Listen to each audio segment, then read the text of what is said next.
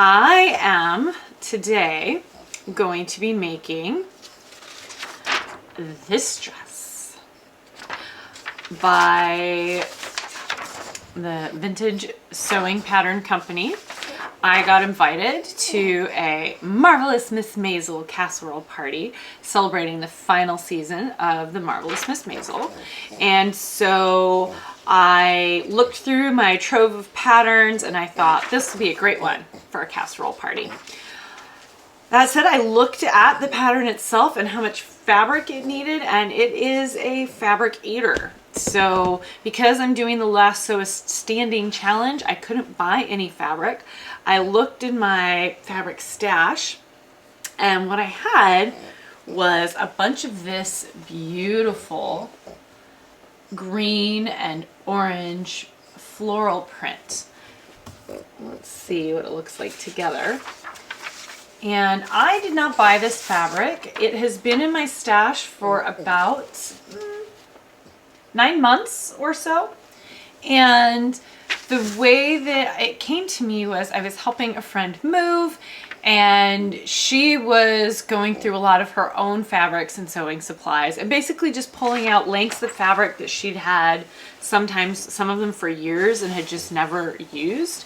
And this fabric was one of those. It is a cotton. It is an apparel cotton, but it's like a poplin or a shirting. I think it's a poplin.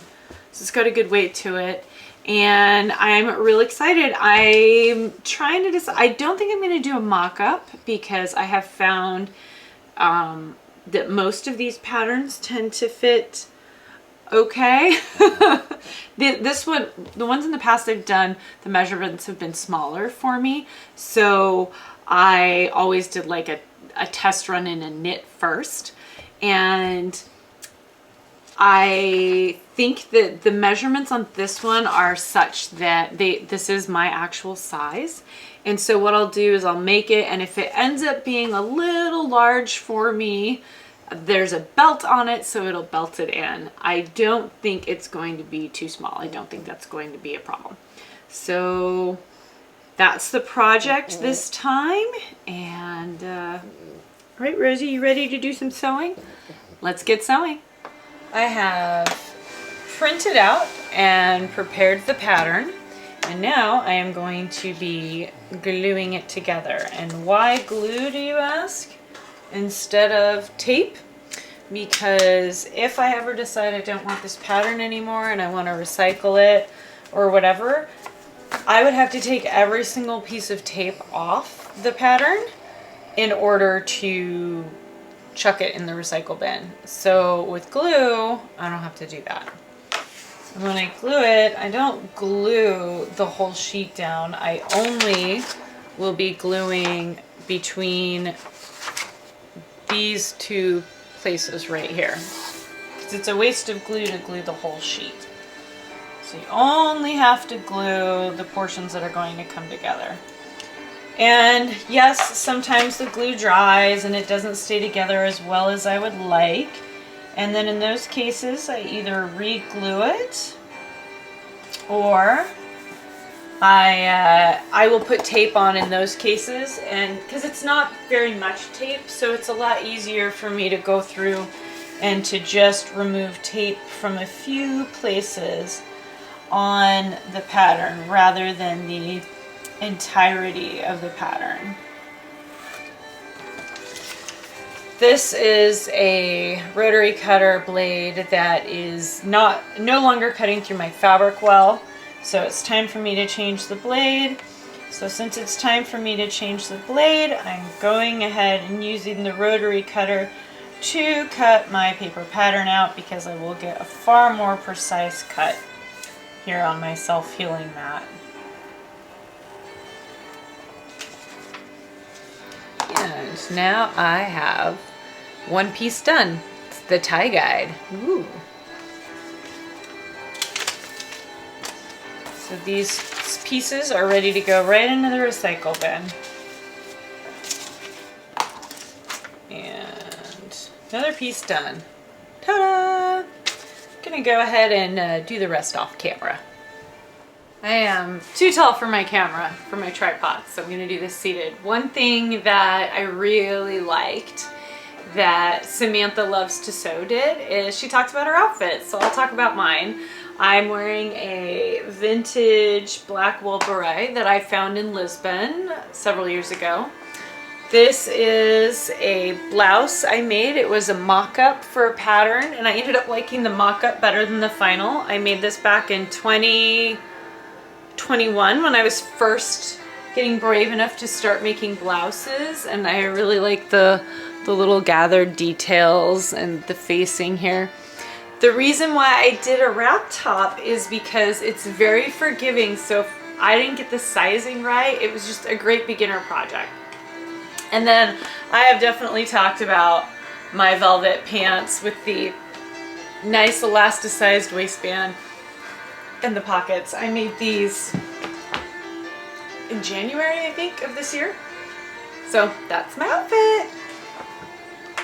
Oh, and the cardigan is by Emmy Design Sweden. I love their delightful daytime sweaters. I wear them year round. They're wool, they're so comfortable. And of course, my favorite beetle, Sir Paul.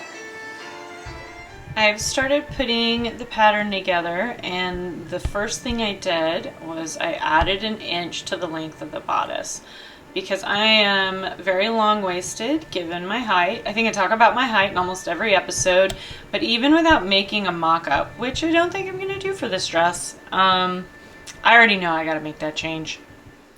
So I often talk about what my most disliked or avoided sewing tasks are. Things I don't like sewing on buttons or, you know, winding the bobbin. I feel like I should talk about one I really do enjoy, and one I very much enjoy is ironing. I love ironing. I don't know why.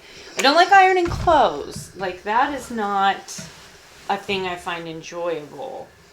But I do like ironing my fabric before I sew it. I find it soothing and pleasant and cathartic.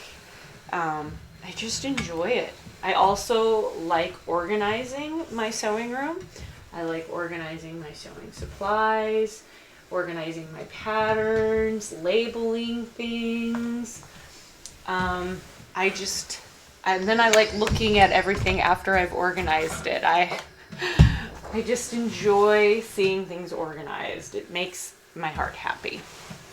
So, and maybe it's something about, you know, passing the iron over top of the fabric and just seeing the wrinkles be pressed out and knowing that I am creating a beautiful smooth canvas for me to work on, to create whatever beautiful garment or thing I'm going to create next. And it's like the beginning of the process. I love setting up, and this is part of setting up. Thankfully, we have Sam here acting as a fabric weight so that, you know, I can complete my job in making this dress. He's being a very good supervisor too. Rosie's slacking on the job. I had hoped to find in my stash a bit of orange, solid orange, because there's this little tie here on the neckline of this dress. And unfortunately, I don't have any orange, or if I did, I used it all. But I do have this pale pink, which I think matches the center of the flowers. And it was the old lining of a skirt. It is definitely like a cotton voile, so cotton ball, however you say it. So I'm gonna use that for the little pink. And even though I think it would have been nice to have like the solid orange on the cuffs and the collar, I don't have the fabric for that, but I can make the little necktie this light little pink, and I think that'll work together well. So even though it's a giant pain in the butt, I am using some vintage non-fusible, that's the word, non-fusible interfacing for this dress because I have it. I was given a bunch of it. But I'm not used to working with non-fusible interfacing at all. So I took a glue stick and I glued the pieces of interfacing on. And now I'm going to sew them because I recognize I need to stitch them to keep them on. But I glue stick them on as well. And I hope I hope that doesn't bite me in the butt. Experimentation.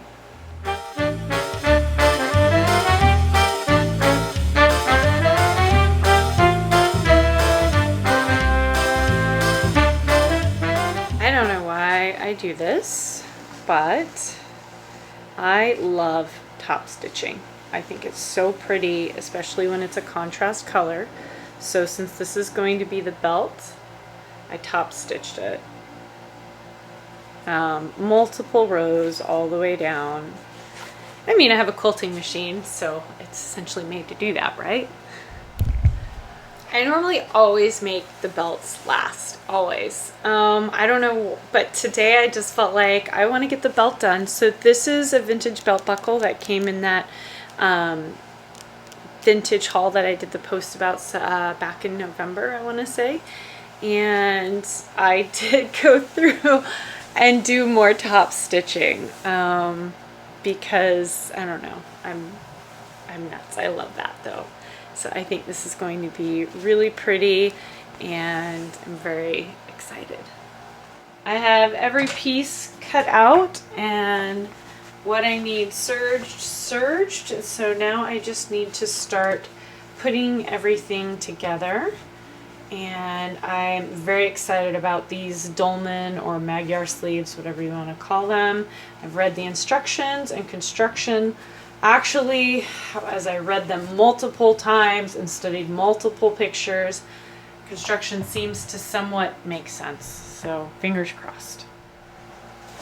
The bodice is constructed, and so now it's time to make this sandwich where oh, snap, that's right, I've got to sew it up the back too, because the zipper only goes half up. But once I do that, then it will be time to make the collar sandwich where, you know, pin this in, this will get pinned over top of it,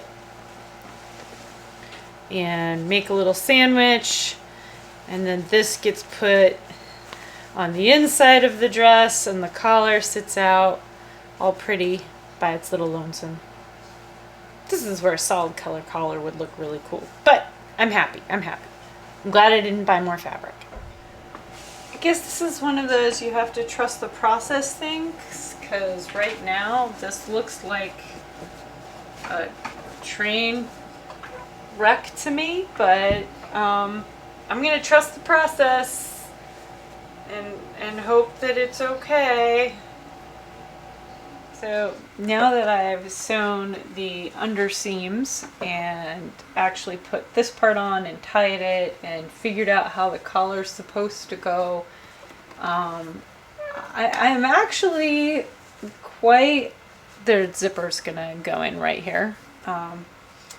I am actually quite pleased. And you know, I automatically added an inch to the waistline, and I'm starting to think I maybe didn't need to do that. So we're gonna find out shortly. Ron just got home, hence the dogs. One of the things I learned with the last dress I made, the wiggle dress, was that underpinnings matter. So I bought these little bullet bra cookies to help fill out my 1960s shaped dresses that I can't really fill on my own. So just because, you know, my breasts aren't shaped that way. And then this dress, of course, will need a petticoat. So I have attached the cuffs, which were a pain in the butt because I attached them backwards the first time. Well, I was smart. I only did one, and then I tested to see if it was correct and realized it was not correct. So I kept it on, and when I did the other one, I made sure to look at that one and do the opposite of that, and it worked out. But goodness, cuffs are a pain in the butt, but they do look good. I think that they really add to a dress. So it's cuffed, and so now I've got to work on the skirt with those really fun patch pockets.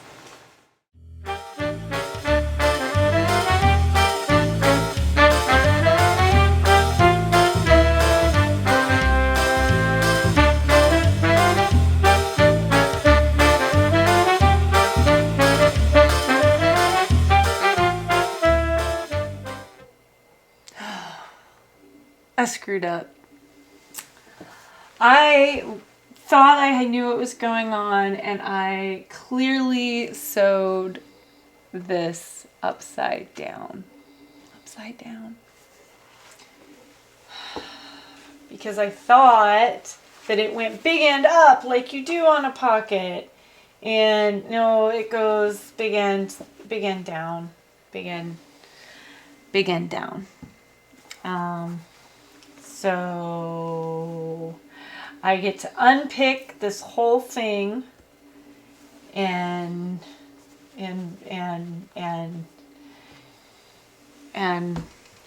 resew it. Thankfully, I didn't finish the other pocket yet, but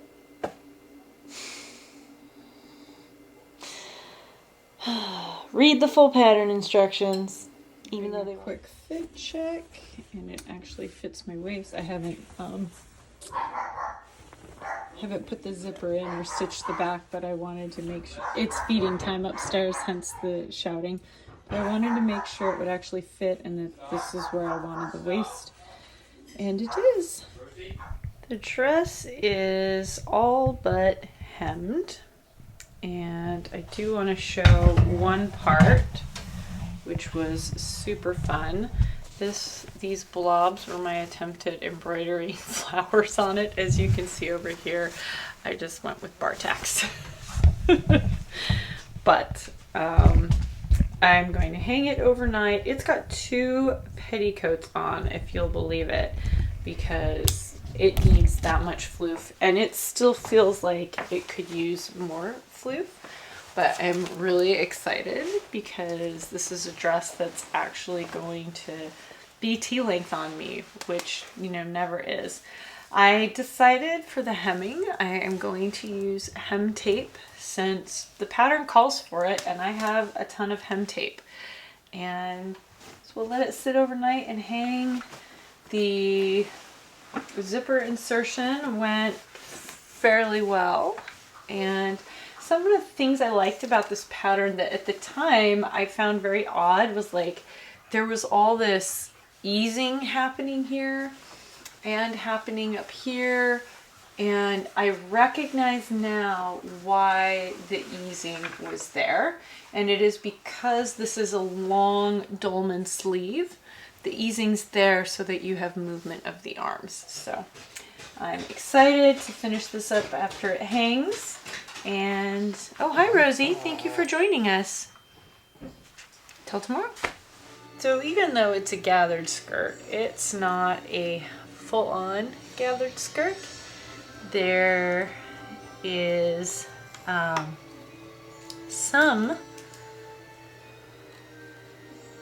there was a little bit of a circle to it, so I let this hang for 24 hours.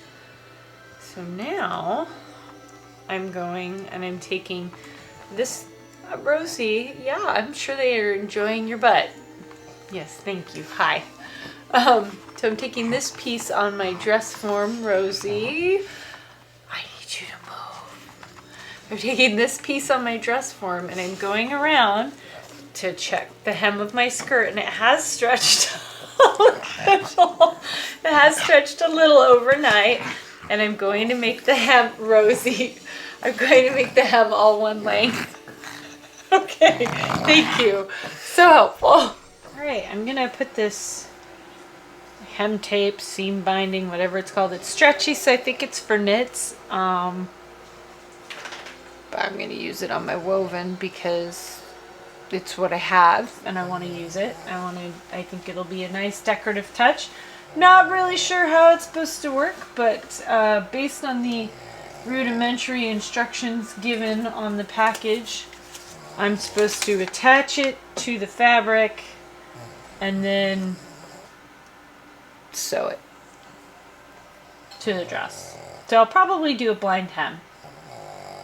Hopefully that'll work.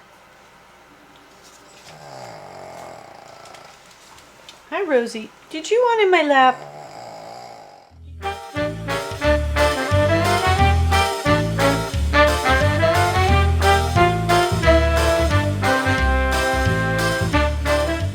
Alright, well, I've given up. I've broken a needle and had all sorts of issues.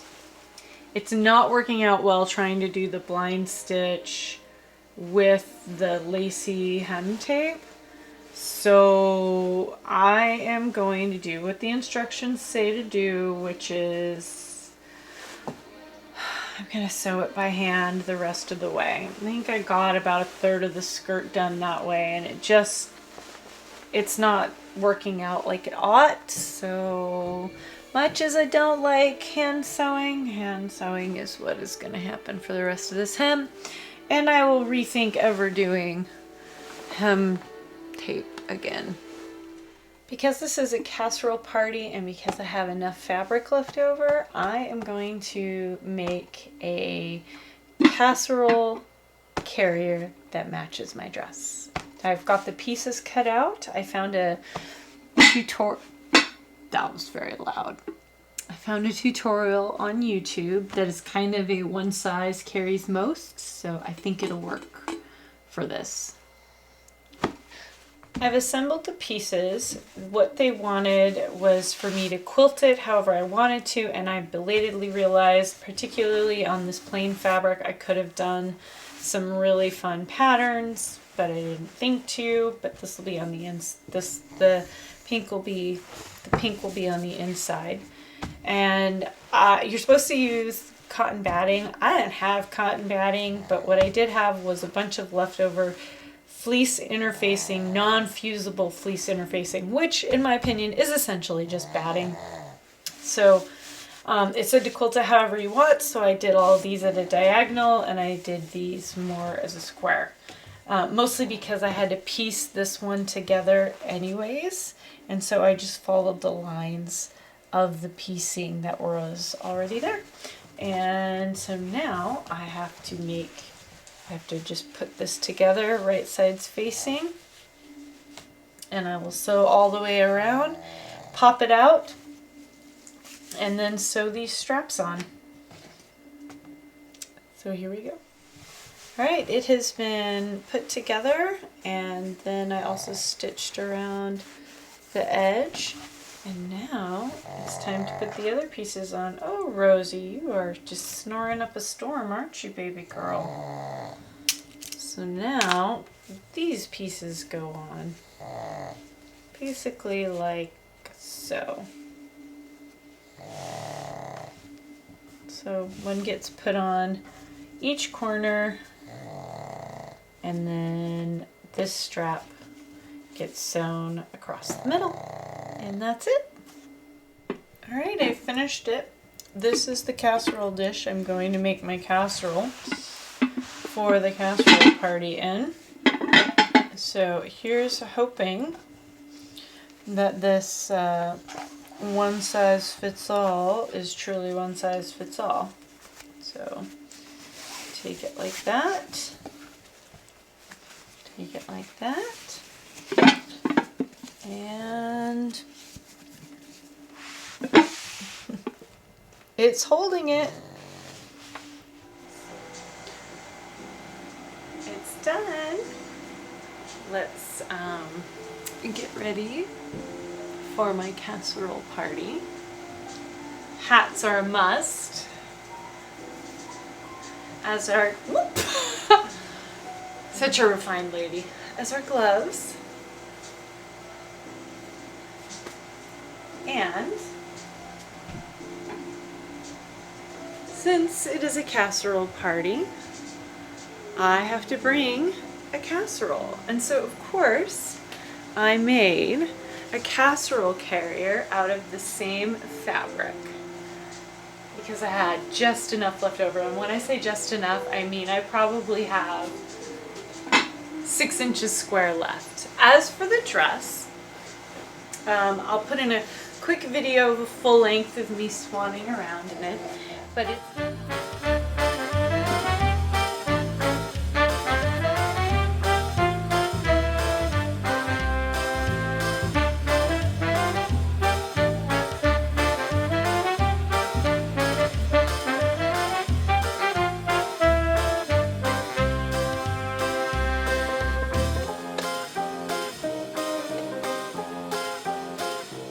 very swishy, and the thing that I really loved about it were these giant patch pockets. It's why I wanted to do the dress to begin with. The belt buckle is a vintage belt buckle, and it's just a slide. There's no prong or anything. Rosie, did you want to be in the video? Well, she's in a photo. Don't worry. She's been hanging out the whole time. And I thought that the bodice was too big, but I think it's supposed to be roomy because of the dolman sleeves. If I take it in too much, I won't have freedom of movement. And Rosie has just shown up. Come here, baby girl. Oh, you know, when you were a puppy, you would have fit in that pocket, Rosie. I'll set her back down. The other thing that I really like about it, and I'm going to adjust the camera, aside from this cute little tie detail there. It looks like it's a bow, but it's not. It's just a tie. It's just stitched there, and it's just tied in a knot. But I love, you're going to see my great shoes. And by great shoes, I mean pug socks. Anyways, yes, pug socks. I love the length. It is a true T-length dress on me. And I do have two petticoats on. I've got a pink petticoat, a T-length one that my housemate had, and then I have a plain white petticoat beneath that because the one petticoat did not give this dress the floof it needed or deserved. It's a lot of fun. I really like the cuffs on it. They were a pain in the butt, but totally worth it. And on the whole, here's again a nice close-up of these very roomy, ginormous patch pockets. There are no side seams on this dress. The seams are here and in the very back because the zipper on this dress goes to just right here. So it goes from here to here. I'm going to make sure it can be seen from here to here. Other than that, the one, I guess, edit or change I made is a change that I make automatically on anything I sew. I extended the waistline by an inch because I knew I'm just so long-waisted and I'm so tall. I knew I would need to do that. And then the hem of the dress came with a 2-inch hem, but rather than doing a 2-inch hem, I did a 1-inch hem. So that bought me, so by dropping the waist an extra inch and then doing a 1-inch hem instead of a 2-inch hem, it ended up being the length I wanted it to be. And so you can see I tried to do blind hem. Did not do such a great job on that, but the ribbon, the lace facing is really pretty. So that's a nice little touch on the dress. But on the whole, I love it, and I cannot wait to wear it to the casserole party. And if I do my video correctly, I'll be showing some photos or videos of me at the casserole party with friends. This pattern is by Vintage Sewing Pattern Company. They've got it digitally. You can download it. It was really great, really easy to do. I'm really happy with it. And I want to try the other variation that has the neck that comes to here and it just has a tie. As you can tell, I do like the little ties and bows at the neck. And many thanks to my housemate for loaning me both her cute little pink, 1950s, 60s hat, and of course her lovely little pink petticoat. And so, my friends, until next time.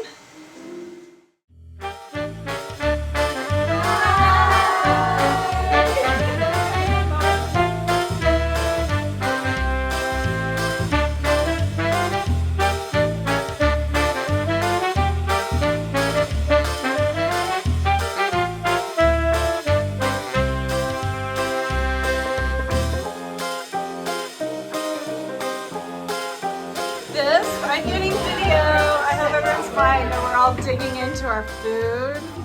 So many options. This is great. You guys could make sure not to switch serving spoons. Yeah. I feel like an Annabelle in my. I don't normally wear it. Serena. She's with Miss Maisel in the background. It's perfect. You're just like looking fabulous. With the punch especially. Yeah.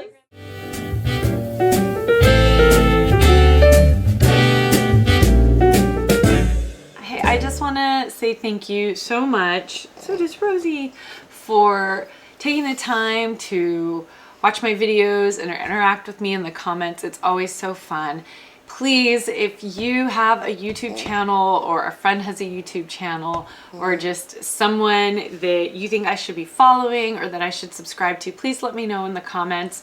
I would prefer to add some channels that have fewer than 1,000 followers just because I want to support them in their attempts to grow their channel. I want to see them succeed. So if you think you've got some good channels to suggest, especially if it's your own, let me know, and I'll see you next time. Thanks.